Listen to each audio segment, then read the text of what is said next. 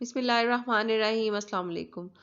آپ نے اگر ابھی تک میرے چینل کو سبسکرائب نہیں کیا تو چینل کو سبسکرائب کر دیں اور بیل آئیکن کا بٹن بھی پریس کر دیں تاکہ میری آنے والی ہر نئی ویڈیو آپ تک بآسانی پہنچ سکے اور ہم احادیث کے سلسلے کو بھی جاری رکھ سکیں۔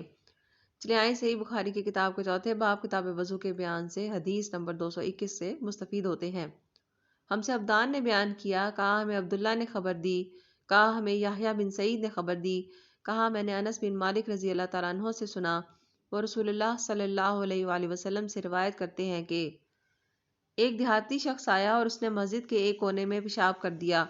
لوگوں نے اس کو منع کیا تو رسول اللہ صلی اللہ علیہ وآلہ وسلم نے انہیں روک دیا۔ جب وہ پیشاب کر کے فارغ ہوا تو آپ صلی اللہ علیہ وآلہ وسلم نے اس کے پیشاب پر ایک ڈول پانی بہانے کا حکم دیا، چنانچہ بہا دیا گیا۔ حدیث نمبر 222۔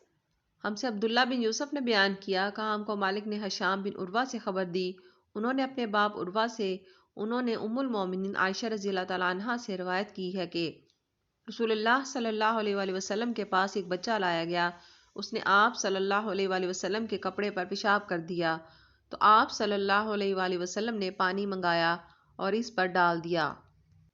حدیث نمبر 223۔ ہم سے عبداللہ بن یوسف نے بیان کیا، کہا ہمیں مالک نے ابن شہاب سے خبر دی، وہ عبید اللہ بن عبداللہ بن عتبہ سے یہ حدیث روایت کرتے ہیں، وہ ام قیس بنت محسن نامی ایک خاتون سے کہ وہ رسول اللہ صلی اللہ علیہ وآلہ وسلم کی خدمت اقدس میں اپنا چھوٹا بچہ لے کر آئیں جو کھانا نہیں کھاتا تھا، یعنی شیر خوار تھا۔ رسول اللہ صلی اللہ علیہ وآلہ وسلم نے اسے اپنی گود میں بٹھا لیا۔ اس بچے نے آپ صلی اللہ علیہ وآلہ وسلم کے کپڑے پر پیشاب کر دیا۔ آپ صلی اللہ علیہ وآلہ وسلم نے پانی منگا کر کپڑے پر چھڑک دیا اور اسے نہیں دھویا۔ جزاک اللہ۔